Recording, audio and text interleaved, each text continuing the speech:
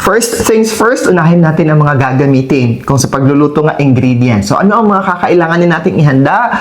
Unang-una, a bowl. Preferably, kulay green o kulay ginto. This one, puti ito, pero pinasprayhan ko ng kulay gold to make it kulay ginto. Kulay ginto sa feng shui ay kulay na sumasagisag ng kayamanan at paglago, progreso. Ang ginto ay sinasabing magdadala ng swerte at pag-unlad sa buhay. Ito'y magdadala rin ng positibong enerhiya. Tinuturing na ang ginto ay magdadala, ang kulay ginto ay magdadala ng positibong enerhiya sa anumang aspeto ng ating buhay. Option B ay kulay green. Mahalagang papel naman na sinisimbolo ng green ay ang paglaki, pag-angat at pag-unlad. Ang kulay berde ay sumasagisag ng pag-unlad at paglago ng ating kabuhayan, ng ating buhay, ng ating kalusugan. Green ay nagpapakita ng magandang kalusugan, paggaling at pagiging malakas. And make sure po yung bowl natin, it's either ceramic or porcelain po. Ceramic or porcelain. Ang green din po ay sumasagisag ng pag-asa, positibong aspeto at pagiging optimistic. Ito rin ay nagdadala ng kapayapaan, nagbibigay kapayapaan, katiwasayan at kalinawan. Peace of mind, ika nga. Kakailanganin din natin ng bulak or cotton. Small piece lamang po. Meron ako dito tatlong cotton balls kasi gagamitin din natin ito sa angpaw natin. Sa feng shui, ang bulak or ang cotton ay sumasagisag ng kapayapaan at katiwasayan. Sinasabing magdadala ng kapayapaan at katiwasayan ang cotton or bulak. At the same time, it absorbs positive energy. Nililinis nito ang enerhiya na meron sa paligid natin. And of course, it also gives us na magaan or magdadala sa atin ng magaang buhay, magaan na pasok ng pera at magaan na kabuhayan na hindi pahirapan ang pagdating ng blessing sa atin sa 2025. Kakailanganin din ninyo ng 9 pieces, 9 na perasong regular na bato. Tulad nito na makikita natin sa mga garden natin, sa mga kalsada natin. Preferably yung pahugis bilog o yung medyo makinis, okay? At linisin muna bago gamitin. Ang mga bato ay isang kahanga-hanga at mabisang paraan upang maisama ang earth element sa ating kapaligiran. Ang grounding energy na naibinibigay o dinudulot ng mga batong ito ay makakatulong na magdadala ng kapayapaan, kasaganahan at pag-unlad. Ang kanilang koneksyon sa tubig na nauugnay sa kayamanan ay magdudulot ng maraming positibong pagbabago sa ating buhay ngayong 2025. Kaya isinama natin ang mga bato. Maliliit lamang po ha. Ang mga batong ito ay perpektong halimbawa na kung ano ang maaaring mangyari kapag ang tubig at lupa ay magsama. Dalawang elemento na magtutulungan sa paglikha ng isang bagay na maganda, natural at mapalad. Kakailanganin din natin ng hindi luto na bigas, okay? Hindi nasaing na bigas. Kahit anong kulay na bigas, okay po, okay? Basta yung nasa maayos na kondisyon. Sa feng shui, ang ibig sabihin or ang sinasagisag ng bigas ay bagong ani, bagong opportunity, bagong pagkakataon, abundance at kasaganahan. Kakailanganin din po natin ang isang dosenang itlog. Hindi luto ha. Ito I have here 12 pieces fresh eggs. Ang isang dosenang itlog ay sumasagisag ng bagong simula, bagong opportunity. Bakit 12? Because 12 symbolizes the 12 months sa buong taon, 2025. Bagong pagkakataon na umunlad ang ating buhay, bagong oportunidad para sa mga pagbabago na gusto natin mangyari sa buhay natin. Kakailanganin din natin ng 3 piraso na dahon ng laurel. Mas mainam yung buo po ha, yung tulad po nito. Mas malaki, mas maganda. Ang dahon ng laurel sa feng shui ay sumisimbolo ng tagumpay at pag-unlad. Tinuturing na nagdadala ng tagumpay at pag-unlad ang dahon ng laurel. Di ba, many years ago, ginagawad na sa mga patimpalak, kompetisyon, ipinapatong sa ulo ang dahon ng laurel sa mga nagtatagumpay. Kailangan din natin ng 9 na peraso na perang barya. So, dapat uniform po ha, pare-pareha. So, ang hawak ko ngayon ay 20 pesos, 9 na peraso. Ang perang bilog, ayon sa Feng Shui, ay sumasagisag ng pag-unlad at paglago. Tinuturing na nagpapataas ng chances ng pag-unlad at paglaki. Ang bilog na perang hawak ko kanina na gagamitin natin sa pag-assemble ng prosperity bowl natin. Abundance at kasaganahan. Sinasabing magdadala ng abundance at kasaganahan ang perang bilog na barya.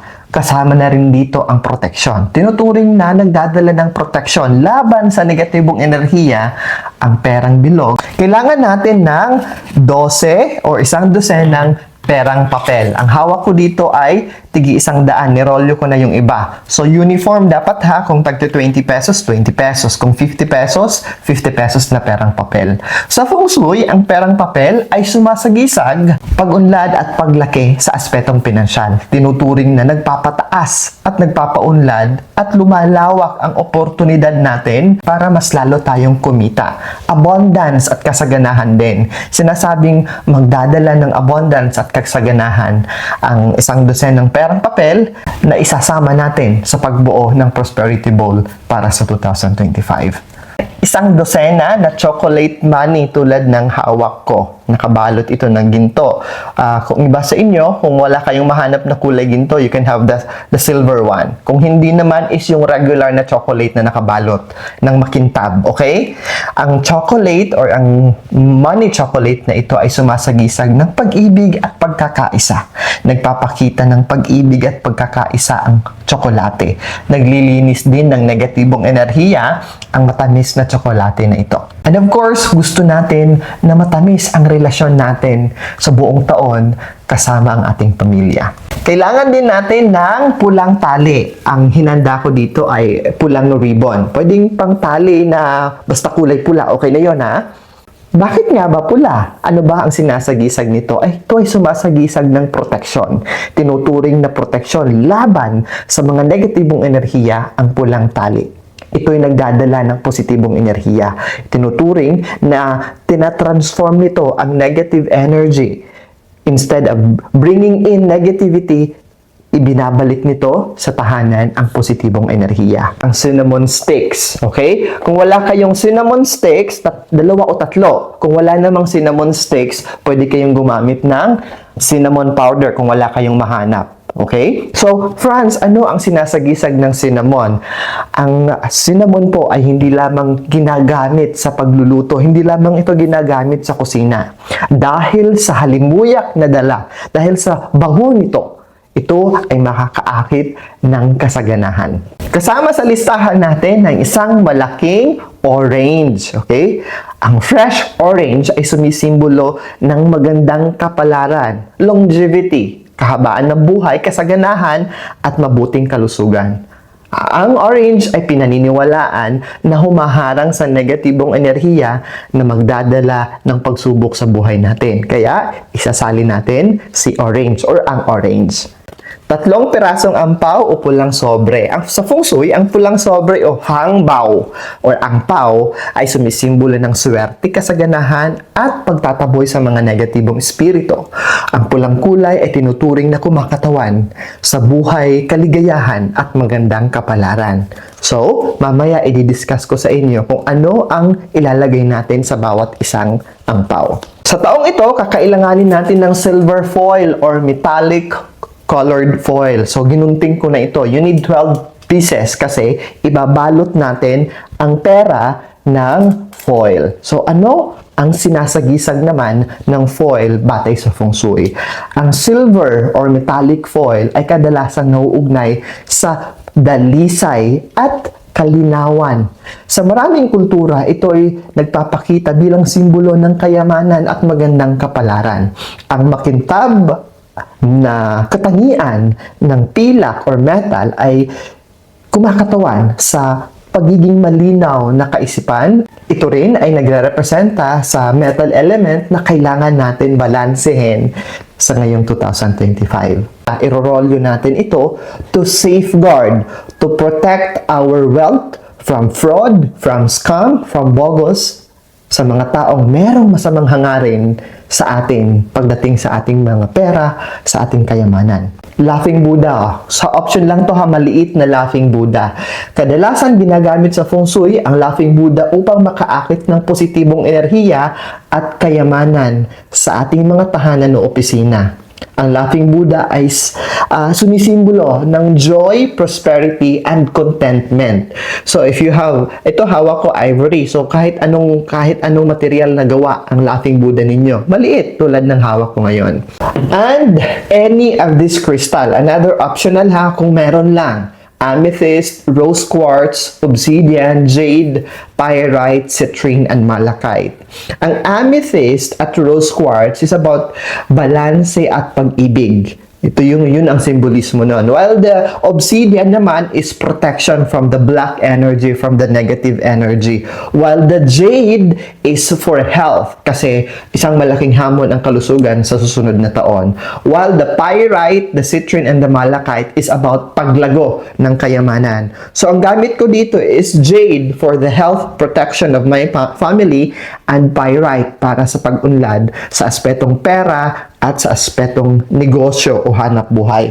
Kakailanganin din natin ng mga panulat. So, I have here a marker and a pen. Kailangan natin ng 9 na pirasong papel na naka-cut out, nakakasya sa angpaw natin. Dahil ang 9 na pirasong papel na ito ay ipapasok natin sa isang angpaw, sa isang pulang sobre. Kailangan din natin ng 168 pesos. 168 pesos, ibig sabihin, fortune all the way. Or pwede rin 999 dahil gusto nating hiramin at makuha ang swerte for the period 9 for the next 20 years. Karagdagan din, of course, kakailanganin natin ng gunting, kakailanganin natin ng scotch tape, kakailanganin din natin ng insinsong kandila. So, ang gamit ko is yung parang stick na mamahaba. So, kung meron kayong tulad nito na cone, okay lang din. Kung meron kayong tulad nito, o kung meron kayong sage, kakailanganin ninyo yung lagayan mismo nito.